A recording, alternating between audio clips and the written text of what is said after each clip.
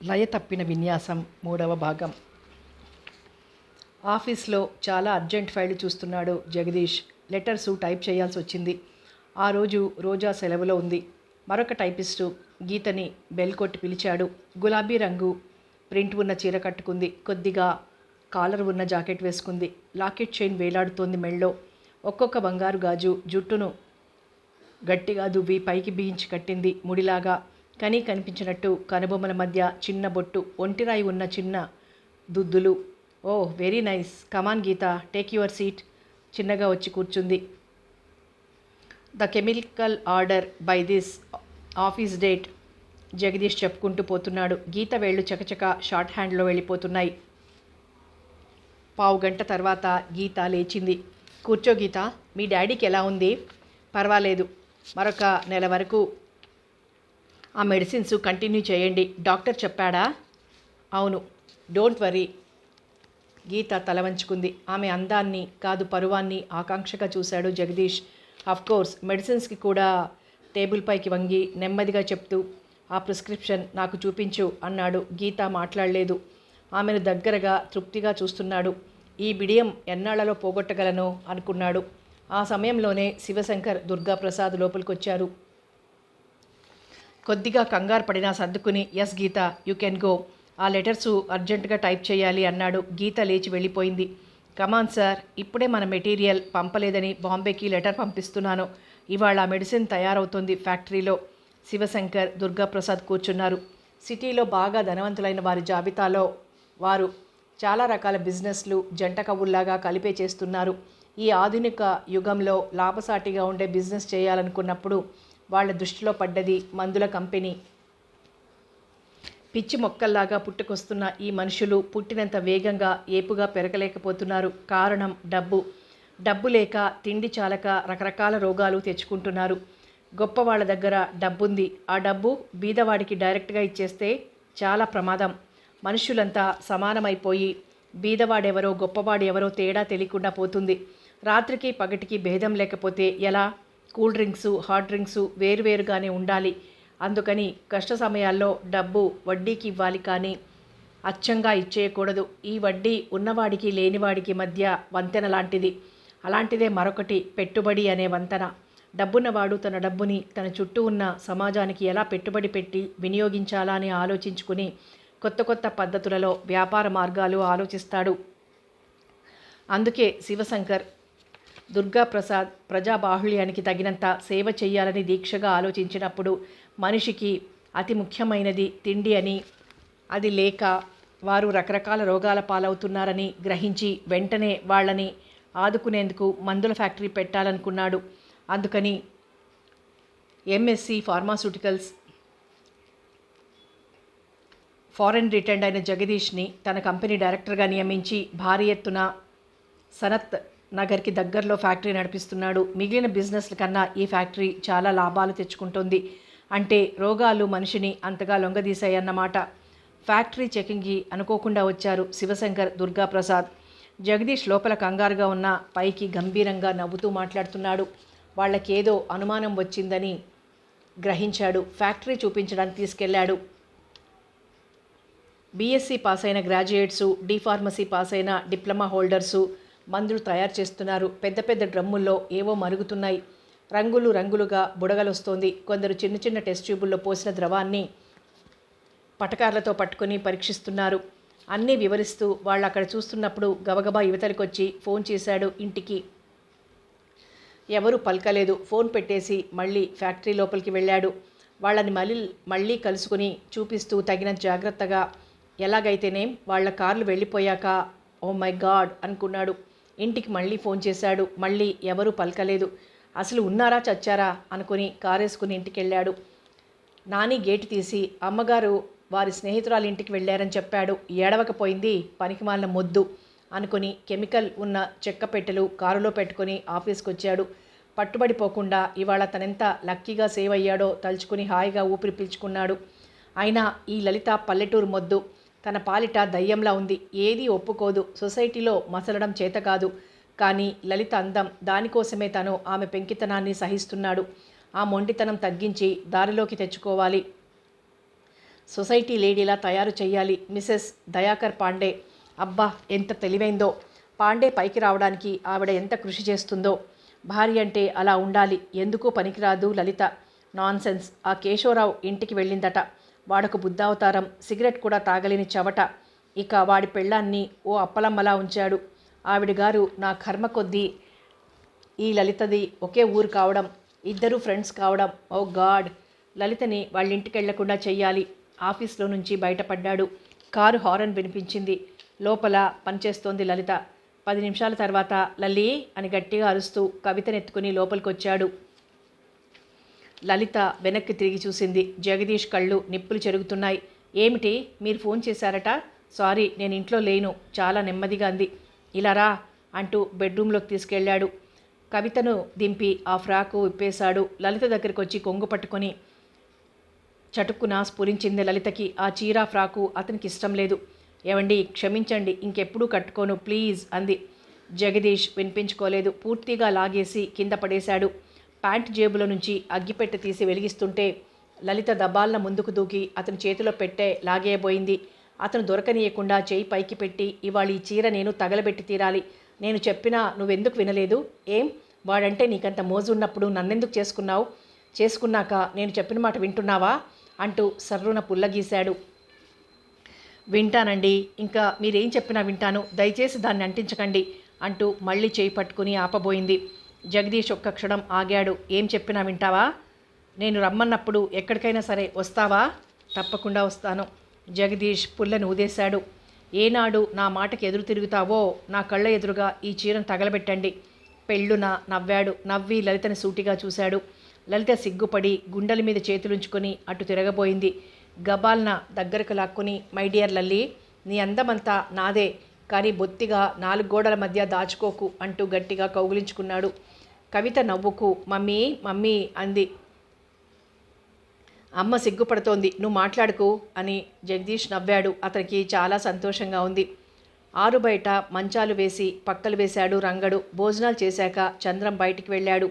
సత్యవతమ్మ లోపల పనులన్నీ ముగించుకుని బయటకు వచ్చింది. అప్పటికి శేషాచలం గారు మంచం మీద పడుకుని శ్లోకాలు చదువుకుంటున్నారు. మంచానికి దగ్గరలో కింద కూర్చుని ఏమండి అన్నది సత్యవతమ్మ. శ్లోకం పూర్తి చేసి జవాబిచ్చాడు. అమ్మాయి దగ్గర నుంచి ఈ మధ్య ఉత్తరాలు రావటం లేదు. ఏమిటో 2 ఏళ్లు దాటిపోయింది దాన్ని చూసి. అయినా ఇదే మల్లుడు ఈ ఊరికి పంపించనంటాడు. ఇక్కడే పుట్టి పెరిగింది. పెళ్ళవగానే మనం ఈ ఊరు పనికి రాకుండా పోయాయా? శేషాచలం గారు లేచి కూర్చున్నారు.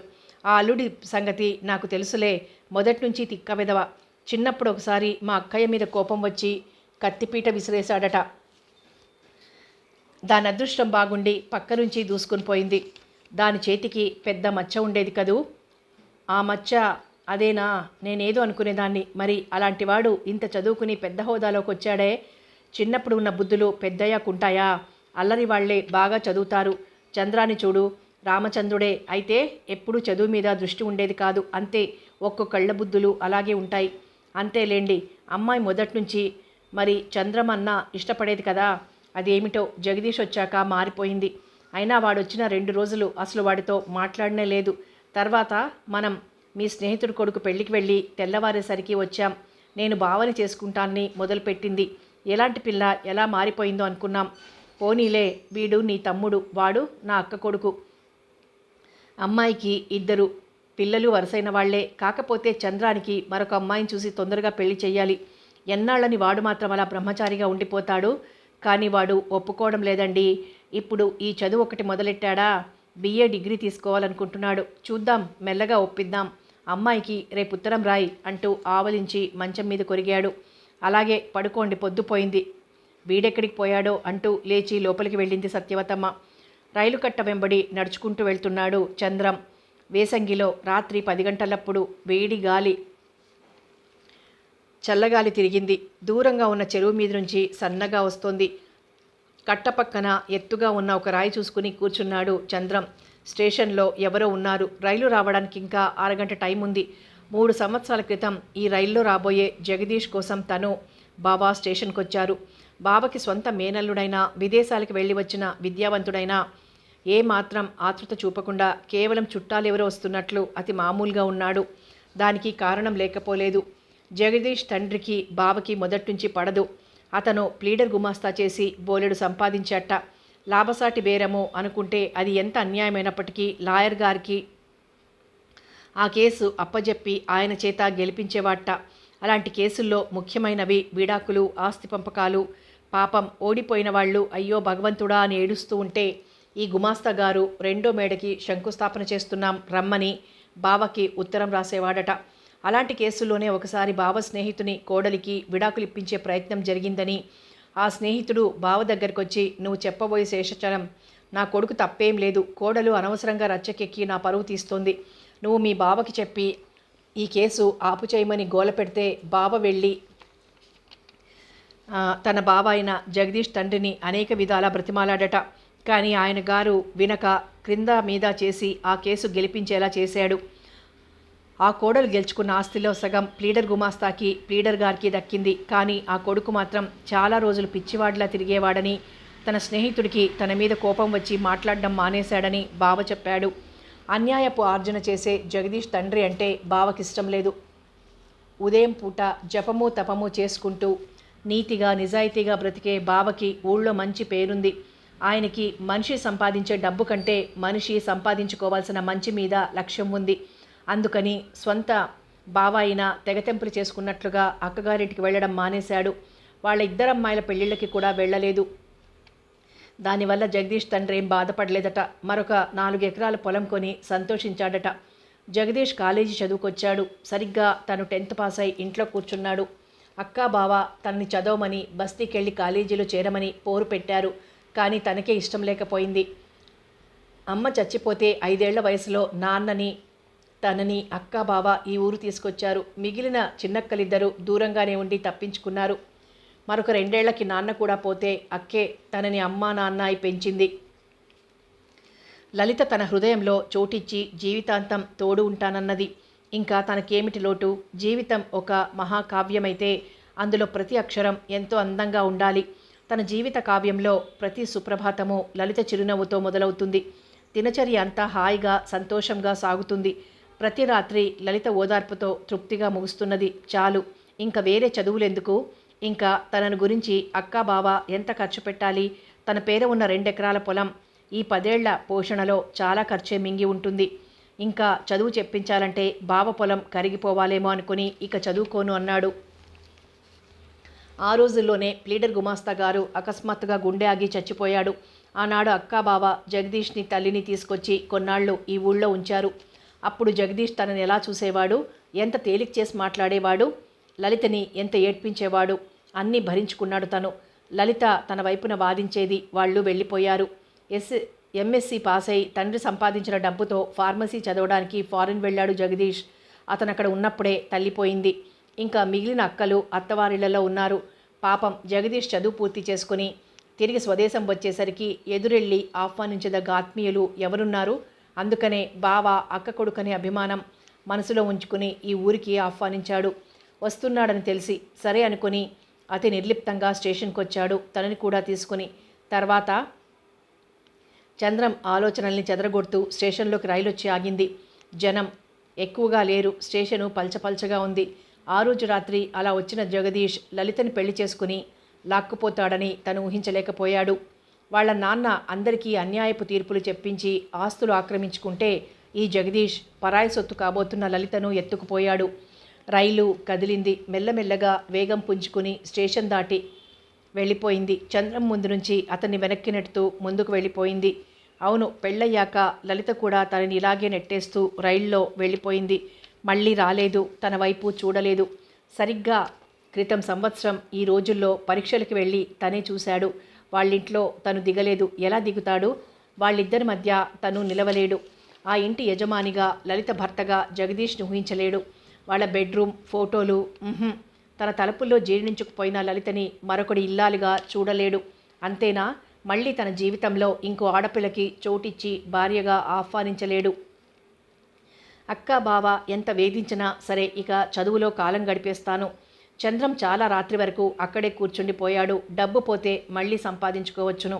మనిషి పోతే ఆ జీవిత అధ్యాయానికి మూత వేసి నిట్టూర్చుకోవచ్చును. కానీ మనిషి ఉండి మనసు పోతే ఆ మనిషి బ్రతుకు చంద్రం నిట్టూర్పులకి సాక్ష్యంలా మిగిలిపోతుంది. ఉదయం 7 గంటలప్పుడు ఎండ గబగబా పరిగెత్తుకుంటూ వస్తున్నప్పుడు చీకటిని జయించి విజయ గర్వంతో నవ్వుతున్న వీరుళ్లా ఉన్నాడు దినకరుడు. అలాంటి ఉత్సాహమే జగదీష్లో ఉంది. ఒరేయ్ నాని, ఇదిగో ఈ టేబుల్ ఆ మూల వెయ్యి. జాగ్రత్త, దాని మీద గాజు పలక ఉంది, జారిందంటే ముక్కలైపోతుంది. ఇలారా, ఈ ఫోటో ఆ గోడకు తగిలించు. అదిగో ఆ ఫోటో తీసేయి. వెధవ న్యూసెన్స్, దాన్ని ఆ స్టోరూంలో పడేయి. ఎన్నడో 15 ఏళ్ల క్రితం తీసిన ఫోటో, రంగు వెలిసిపోయినా జాగ్రత్తగా దాన్ని తెచ్చుకొని అక్కడ పెట్టింది మీ అమ్మగారు. తీసావా? చూడు, ఆ మూలగా ఈ ఫ్లవర్ వాజ్ పెట్టు. ఈ కార్పెట్ పట్టుకో, విప్పు, గదంతా పరుచు. మధ్య మధ్య కవిత డాడీ డాడీ అంటూ వచ్చి రాని మాటలతో తనకు తోచిన వస్తువులేవో తండ్రికి అందిస్తోంది. కవితకి ఇప్పుడు 2వ సంవత్సరం, బాగా నడుస్తోంది. కొద్ది కొద్దిగా మాటలు వచ్చాయి.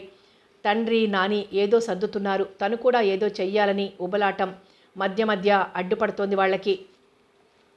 అబ్బబ్బా కవిత, నువ్వు అమ్మ దగ్గరికి పో, అడ్డురాకు అని కసురుకున్నాడు జగదీష్. కాసేపు ఆగి మళ్ళీ వస్తోంది పాప.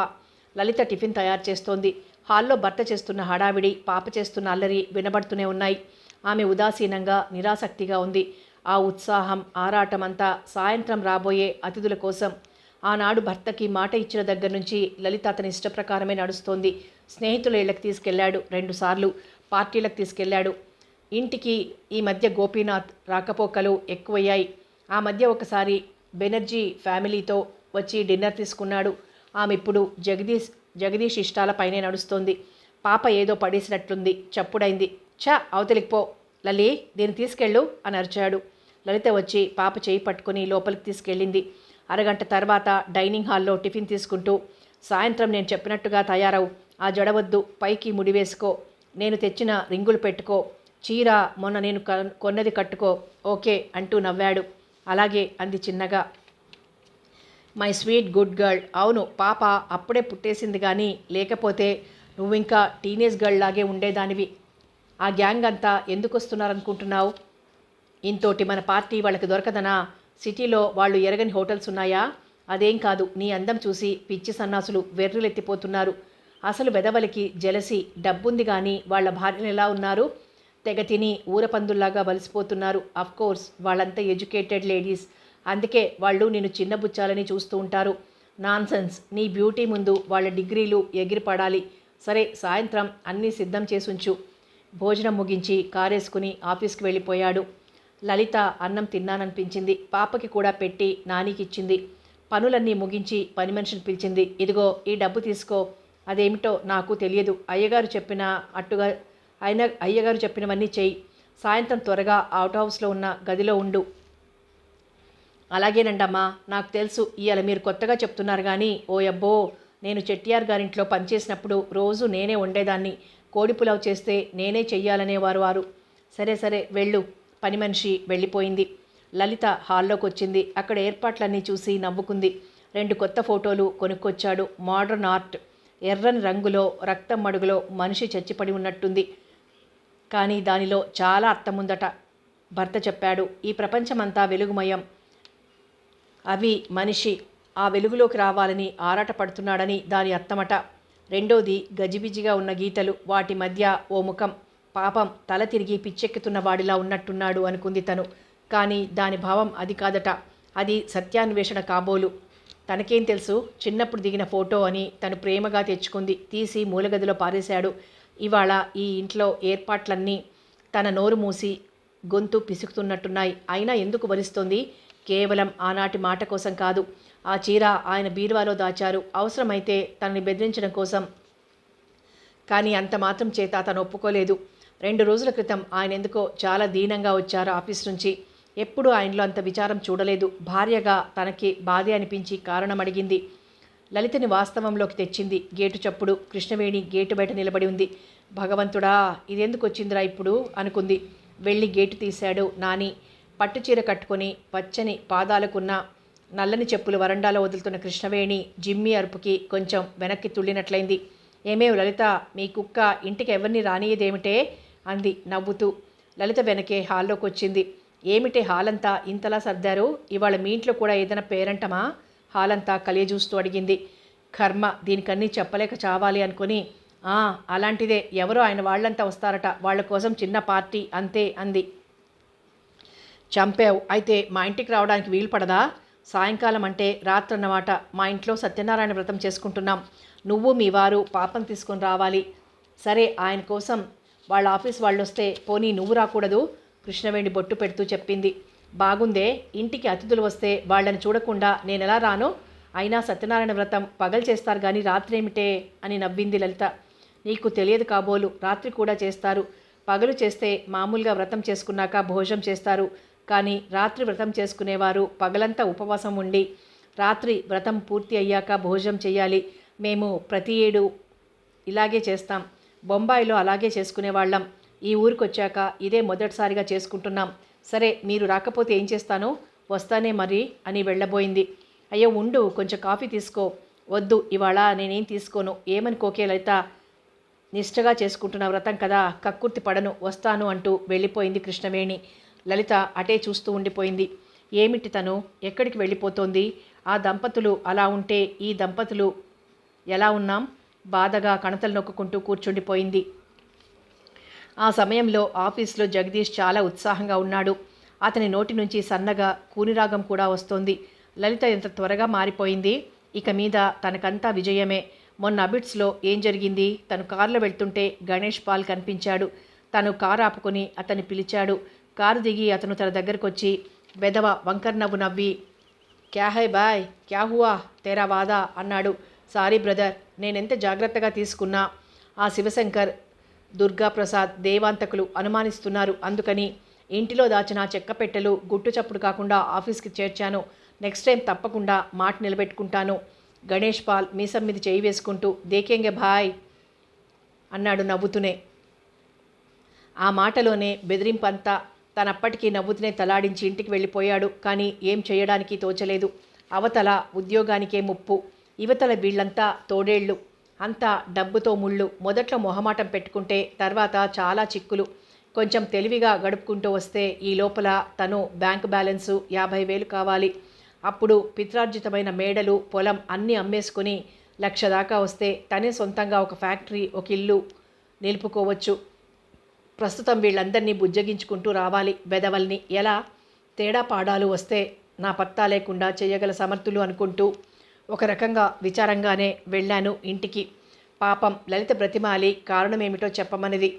తను విషయం చెప్పకుండా మనం చిక్కుల్లో పడుతున్నాం, నా స్నేహితులందరినీ ప్లీజ్ చేసుకోవాలి అని చెప్పాడు. ఇంట్లో పార్టీ ఇవ్వడానికి ఒప్పుకుంది. ఇంత త్వరగా ఒప్పుకుంటుందనుకోలేదు. అప్పుడే బజార్కి వెళ్ళి ఒక మంచి చీర పార్టీ కోసం ప్రత్యేకించి కొనుక్కుని వచ్చాడు. ఆ చీరలో లలిత ఎంత బాగుంటుందో చూడాలి. పార్టీకి పిలిచేసరికి అందరూ గంతులేశారు. జగదీష్ కూనిరాగంలో ముసిముసి నవ్వుల్లో మునిగిపోయాడు. "May I come in please?" Roja కంఠం తీగలా సాగింది. "ఎస్." రోజా లోపలికొచ్చింది. తెల్లబోయి చూశాడు జగదీష్. రోజా బిగుతైన ఫ్రాక్లో లేదు, నిండైన చీరలో ఉంది. కొంగు భుజాల చుట్టూ కప్పుకుంది. బాబ్డ్ హెయిర్ని పిన్నుతో నొక్కి చిత్రంగా చిన్న పిలకలాంటి ముడి వేసుకుంది. ఒంటి సొంపులు కనిపించకుండా చీరంతా కప్పుకుంది. "వాట్, ఏమిటి రోజా ఈ వేషం?" చిన్నగా నవ్వి "సార్ తీసుకోండి" అంటూ ఒక కార్డు ఇచ్చింది. అది ఆమె వెడ్డింగ్ కార్డు. జార్జ్తో ఆమె పెళ్ళి. ఆశ్చర్యంగా చూశాడు. ఇంత త్వరగా ఎలా సెటిల్ అయింది?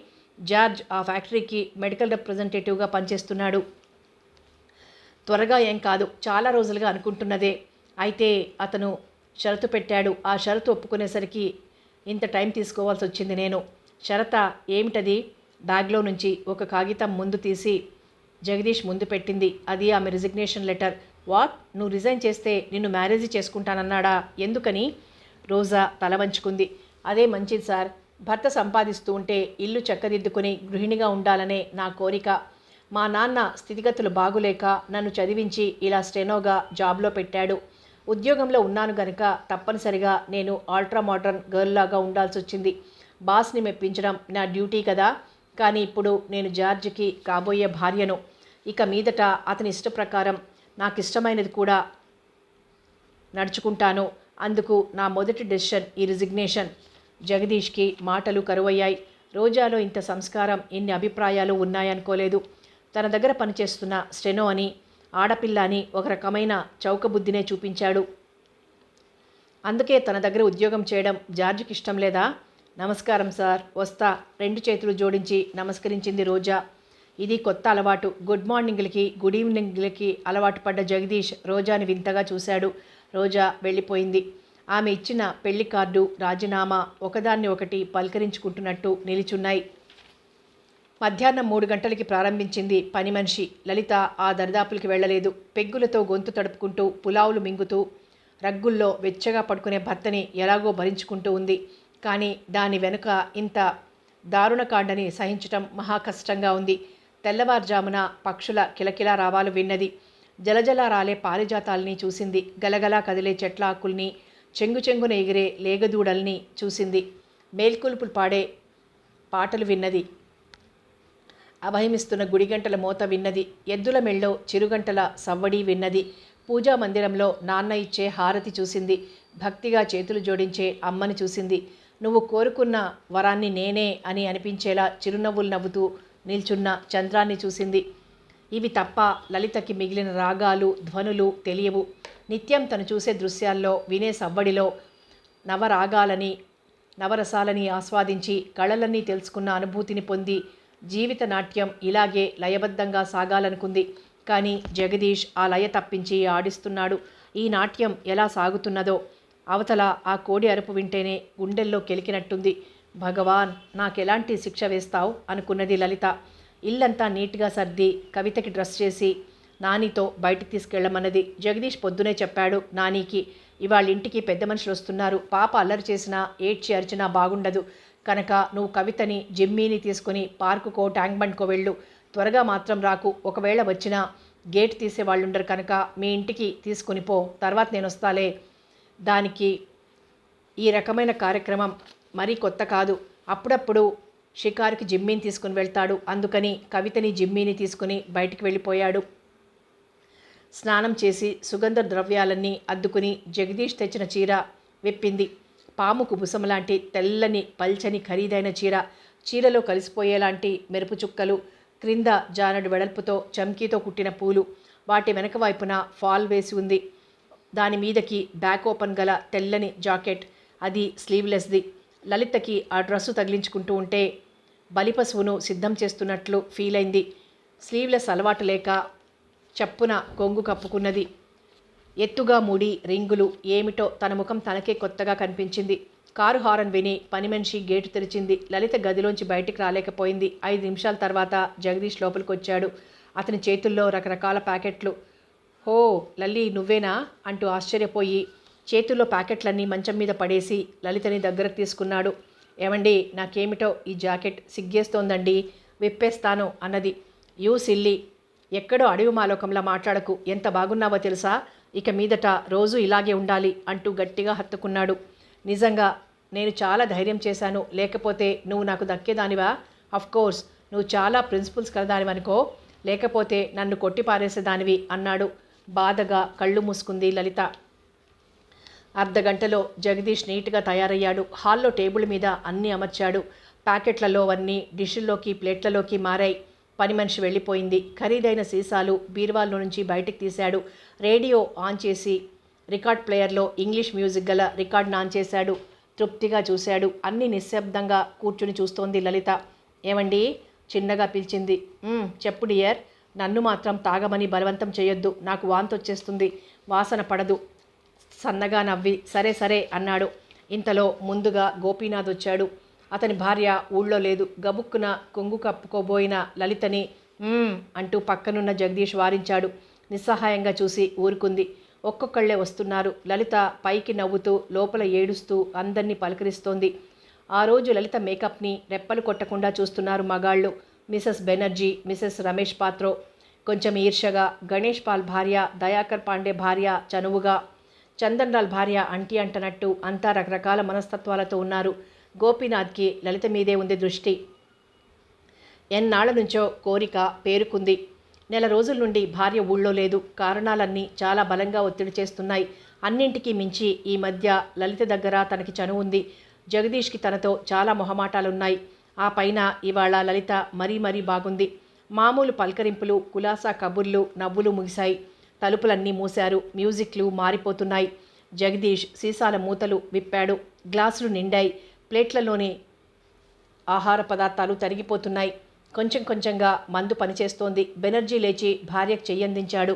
మరి కాసేపటికి గణేష్ పాల్, రమేష్ పాత్రో భార్యల నడుం చుట్టూ చెయ్యి వేసి సంగీతానికి తగినట్లు కార్పెట్ల మీద అడుగులు వేస్తున్నారు. జగదీష్ లేచాడు. లలితని లేవమన్నాడు. వద్దు, నాకు రాదు అంది. పర్వాలేదు, నేను నేర్పుతాను అన్నాడు. లేవకపోతే బలవంతంగా లేపి నడుం చుట్టూ చెయ్యి వేసి ఇంకో చేత్తో ఆమె చెయ్యి పట్టి పైకి లేపి అడుగులు నేర్పుతున్నాడు. డోసులు బాగా ఎక్కువైన గోపీనాథ్ చూస్తూనే ఉన్నాడు ఆ నడుం కదిలికను. నీకు తెలియడం లేదు, చూడు మిసెస్ బెనర్జీ స్టెప్స్ ఎంత బాగా వేస్తారో, ఆవిడతో నేను వేస్తాను చూడు అంటూ మిసెస్ బెనర్జీని పిలిచాడు. ఆవిడ భర్తను వదిలి జగదీష్ చేయి పట్టుకుంది. లలితకు అసహ్యం వేసింది. ఇంతకుముందు పార్టీలలో చూసినా తమ ఇంట్లో ఇంతమంది ఎదురుగా భర్త అలా పరాయి ఆడదాన్ని నడుం చుట్టూ చేయి వేయడం భరించలేకపోతోంది. లలిత, మీకు నేను నేర్పుతాను రండి అంటూ చటుక్కున లలిత చెయ్యి అందుకొని లేవదీశాడు గోపీనాథ్. లలితకి ఒళ్ళు జల్లుమంది. చీ అనబోయి సభ్యత కాదని ఊరుకుంది. అతను చనువుగా నడుం చుట్టూ చెయ్యి తిప్పాడు. మ్యూజిక్లో జోరెక్కువైంది. కొందరు మళ్లీ గ్లాసుల్లోని ద్రవం గొంతుల్లోకి జార్చుకుంటున్నారు. ఆటల్లో మార్పులు వస్తున్నాయి. మళ్ళీ నడుం చుట్టూ చేతులు చుట్టుకుంటున్నాయి. గోపీనాథ్ ఆట నేర్పడం లేదని, వాడిలో పిశాచం ప్రవేశిస్తుందని గ్రహించింది లలిత. బలవంతంగా అతని చేతిలో నుంచి వదిలించుకొని సోఫాలో కూర్చుంది. గోపీనాథ్ కళ్ళు ఎర్రబడి క్రోధంగా మారాయి. జగదీష్ మాత్రం మిసెస్ బెనర్జీతో ఊగిపోతున్నాడు. లలిత కళ్ళు మూసుకొని కూర్చుంది. రాత్రి 10:30కి పార్టీ ముగిసి కార్లు స్కూటర్లు వెళ్ళిపోయాక లలిత భోరున ఏడ్చింది. వాట్ హ్యాపెండ్ లల్లి, ఎందుకు ఏడుస్తున్నావు? ఛీ, వెధవ పార్టీ, ప్రతి వెధవ మీద చెయ్యి వెయ్యడమే, హహహహ అని బొళ్ళున నవ్వి, ఇంతలో నీ పతివ్రతా ధర్మం ఏం మంటగలిసిపోలేదులే, సరే నేను వెళ్ళి కవితను తీసుకొస్తానంటూ కారేసుకుని నాని ఇంటికి వెళ్ళాడు. గేటు మూసయ్యకు, ఇప్పుడే వస్తాను, దగ్గరగా ఉండని అన్నాడు వెళ్లే ముందు. వీధి తలుపు వేసుకుని హాలంతా కలియజూసింది. అంతకుముందు జరిగిన సందడి, గోల, నవ్వులు, అపశృతి అంతా గుర్తు తెచ్చుకొని, ఛీ, ఏమిటి దీనిలో సంతోషం, ఏముంది ఇందులో అనుకుంది. అక్కడ సోఫాలో పడుకుంది. తలుపు మీద ఎవరో కొడుతున్నారు. అరే, మళ్ళీ వెనక్కి వచ్చేశారా అనుకుని గబగబా తలుపు తీసింది. వచ్చింది గోపీనాథ్. వస్తూనే తలుపులు వేసి బోల్టు బిగించాడు. లలిత నిద్రమత్తు ఎగిరిపోయింది. ఎందుకొచ్చారు, తలుపులు ఎందుకేశారు అంది తీక్షణంగా. వెకిలి నవ్వు నవ్వి, నేను అతిథిని, ఇందాక మనం తలుపులు వేసుకోలేదు, అలాగే ఇప్పుడు వేసుకున్నాం. జగదీష్ పాప కోసం వెళ్తాడని నాకు తెలుసు. మీరెప్పుడు నానితో పాపని బయటికి పంపుతారు కదా, ఇప్పుడు పాప ఇంట్లో లేదని, జగదీష్ మరి కాసేపట్లో బయటికి వెళ్తాడని తెలిసే బయట కాపు కాశాను. లలిత, నేనెంతో కాలం నుంచి నీ మీద కోరికతో ఉన్నాను. అది ఇవాళ తారాస్థాయికి చేరుకుంది. జగదీష్ వచ్చేలాగా. ఛీ, దుర్మార్గుడా, స్నేహితుడి భార్యనని మర్చిపోతున్నావా? అధిక ప్రసంగం చేసి ఆలస్యం చెయ్యకు అంటూ ఆమె చేయి పట్టుకున్నాడు. విదిలించబోయింది. కానీ గోపీనాథ్ వదల్లేదు. గింజుకున్నది. గట్టిగా ఒడిసి పట్టుకుని సోఫాలో పడేశాడు. వదులు వదులు అని అరిచింది. నోరు నొక్కేశాడు. సోఫాకి దగ్గరలో ఉన్న టేబుల్ కోడు పట్టుకొని బలంతో ఒక్క తోపు తోసింది గోపీనాథ్ని.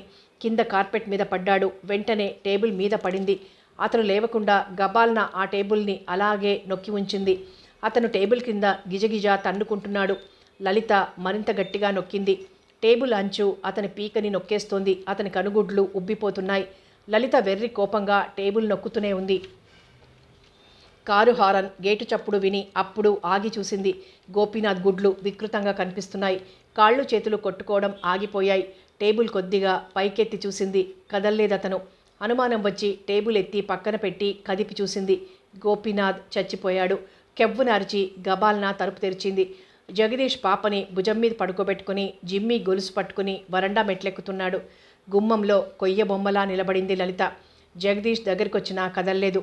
నడు లలి, లోపలికి పదా అంటూ పాపను అందించబోయాడు. కానీ లలిత వెర్రిదాన్లా చూసింది.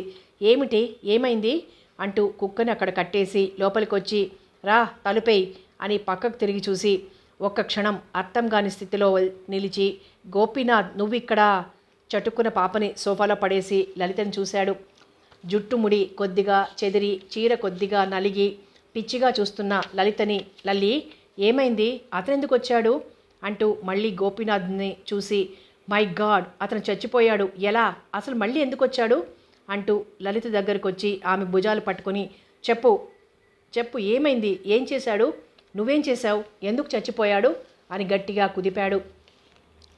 లలిత గట్టిగా నవ్వి ఆ తర్వాత కోపంతో ఊగిపోతూ, చెప్తానండి చెప్తాను. గోపీనాథ్ని చంపాను.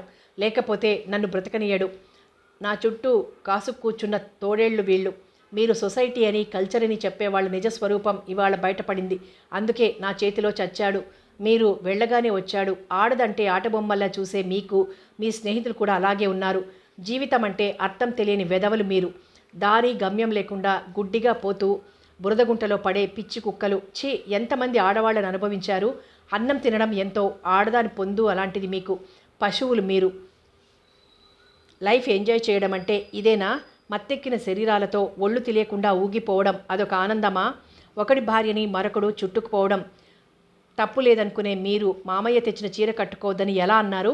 మనసులో పవిత్రత లేకపోతే మాటల్లో మాత్రమే మిగిలిపోతుంది. దానికి విలువ లేదు. మగాడికైనా ఆడదానికైనా నీతి అనే సరిహద్దు దాటి రానంత వరకే గౌరవం. అది దాటి వచ్చేస్తే మనిషికి జంతువుకి తేడా లేదు. ఇళ్లలో ఉండక్కర్లేదు. స్వేచ్ఛగా బయటే తిరగొచ్చును. జీవితం అంటే అర్థమేమిటి? పుట్టిన దగ్గర నుంచి చచ్చేదాకా జరిగిన కాలమని కాదు. అది భగవంతుడు మనకిచ్చిన గొప్ప వరం. దాన్ని ఒక మహాకావ్యంగా మలుచుకోవాలి. పరీక్ష హాల్లోకి వచ్చిన కుర్రాడికి పేపర్ ఇచ్చి మళ్ళీ వెళ్లే ముందు తీసుకుంటారు. ఆ పేపర్ మీద వాడు రాసేదే మనం జీవితంలో చేసే పనులు. పుట్టినప్పటి నుంచి చచ్చేలోగా చేసే పనులే జీవితం అంటే. అటువంటి వరాన్ని దుర్వినియోగం చేసుకుంటే ఇదిగో ఇలాగే చస్తారు. జీవితపు విలువలు గ్రహించకపోతే, కళ్ళు మూసుకుపోతే ఇలాంటి చావే చస్తారు. 2 జీవితాలు అందంగా పెనవేసుకుంటే అది సంసారం అవుతుందండి. ఆ సంసారంలో అనురాగం, ఆదర్శం రాగతాళాలైనప్పుడు లయతప్పని విన్యాసంలాగా పరిపూర్ణత్వం సిద్ధిస్తుంది. కానీ మనిద్దరి మధ్య అనురాగం లేదు, ఆదర్శం అసలే లేదు. అందుకే అడుగులు తడబడి కింద పడి బొడిపెలు కడుతున్నాయి. ఈ అర్ధరాత్రి అందరిళ్లల్లో ప్రశాంతంగా ఉంటే మనింట్లో ఈ చావు భయం ప్రళయతాండవం చేస్తోంది. ఆగు ఆగు, గట్టిగా అరవకు, అందరికీ తెలుస్తుంది. ఇప్పుడు మనం ఏం చెయ్యాలో. ఆగను, అరుస్తాను, అందరినీ పిలుస్తాను, ఫోన్ ఎత్తి పోలీసుల్ని రప్పిస్తాను, నలుగురికి జరిగిన విషయం చెప్తాను, నా జీవితం ఎంత ఆనందంగా ఉందో చూడమంటాను, పేపర్లలోకి ఎక్కుతాను, కోర్టులో నిలబడతాను, విచ్చలవిడిగా తిరిగే మగవిధవలకి వీడిగతే పడుతుందని చెప్తాను. మనసు లేని మనుగడలో నాలాగే ఏడుస్తూ సంసారం చెయ్యాలని, భార్యని గౌరవించలేని ఇంటిలో నాలాగే దోషిగా నిలబడాల్సి వస్తుందని అందరికీ చెప్తాను. అబ్బా లల్లి, జగదీష్ తల కొట్టుకున్నాడు. నా పేరు లల్లి కాదు, లలిత. ఇంకా మీ లల్లీగా ఉంటాననుకున్నారా? ఇంతకాలం మీ మాట విన్నందుకే నాకు ఈనాడు ఈ గతి పట్టింది. ఈనాడు ఈ పార్టీ చెయ్యకపోతే వీడు నా ఇంటికి వచ్చేవాడే కాదు, నా చేతిలో చచ్చేవాడు కాదు. నేను మీ సొసైటీలో తిరిగే అందరి ఆడాళ్లలాగే అనుకున్నాడు. అందుకే చచ్చాడు. గుర్తుంచుకోండి, అందరూ ఒకలాగే ఉండరు. ఆడది తలుచుకుంటే ఎంత పనైనా చేస్తుంది. దిక్కుమాలిన పార్టీలు తగలేయక ఇంతకన్నా మంచి కాలక్షేపం లేదా? ఇవాళ కృష్ణవేణి వాళ్ళ ఇంట్లో సత్యనారాయణ వ్రతం చేసుకుంటున్నారు. పవిత్రంగా ఉపవాసం ఉండి 10 మందిని పిలిచి దివ్య జ్యోతులు వెలిగించి భగవంతుణ్ణి సేవించుకుంటున్నారు. అదే సమయంలో మనం ఇక్కడ గుడ్డి దీపం వేసుకుని సీసాలు పట్టించి కళ్ళు మూసుకుని గంతులు వేశాం. ఈ కుప్పిగంతుల కోసం, ఈ చండాలం కోసం పసిదాన్ని పరాయి ఇంట్లో దాచాం. ఛీ, ఆత్మవంచన చేసుకున్న బ్రతుకులు చచ్చిన వాళ్లతో సమానం. నేను మిమ్మల్ని పెళ్లి చేసుకున్న నాడే చచ్చిపోయాను. చస్తూనే బ్రతుకుతున్నాను. ఎందుకో తెలుసా? పాప కోసం, నా కవిత కోసం. కానీ ఈనాడు ఆమె గొంతు దుఃఖంతో బొంగురుపోయింది. నేనింకా నిజంగానే చావాలి. నా పాప ముందు దోషిగా నిలబడలేను, హంతకిగా బ్రతకలేను. అసలు ఈ ఇంట్లో ఈ నరకకూపంలో ఉండను అంటూ దోసిళ్ళలో ముఖం దాచుకుని వెక్కి వెక్కి ఏడ్చింది. లల్లి దగ్గరికొచ్చి లలితను పట్టుకున్నాడు జగదీష్. ఒక్కసారి విదిలించి దూరంగా జరిగి, నన్ను ఆ పేరుతో పిలవకండి, నన్ను ముట్టుకోకండి. నా జీవితం నాశనం చేసిన రాక్షసులు. ఈనాటితో మీకు నాకు సంబంధం తీరిపోయింది అంది కోపంగా. జగదీష్ మాట్లాడలేకపోతున్నాడు. లలితని చూస్తే భయం వేస్తోంది. మెల్లగా ఫోన్ ఎత్తాడు. అతని కళ్ళల్లో నీళ్లు తిరిగాయి. లలితని నేరస్తురాలిగా చెప్పవలసి వస్తోంది. కానీ ఆమె పవిత్రత గర్వంగా ఉంది. ఆమె నీతిని రెండోసారి రుజువు చేసుకుంది. లలిత జాలిగా చూస్తూ ఫోన్ డయల్ చేశాక పాపను అక్కడ సోఫాలో నుంచి ఎత్తుకుని గదిలో పడుకోబెట్టి వచ్చి అక్కడున్న కుర్చీల్లో కూర్చొని చేతుల్లో ముఖం దాచుకుని ఏడ్చాడు. అటు స్నేహితుని శవం, ఇటు నేరస్తురాలు భార్య. దీనికంతటికీ ఎవరు కారణం? అతని గుండెల్లో మొదటిసారిగా ఆవేదన మొదలైంది. 4వ భాగంలో మళ్ళీ కలుసుకుందాం.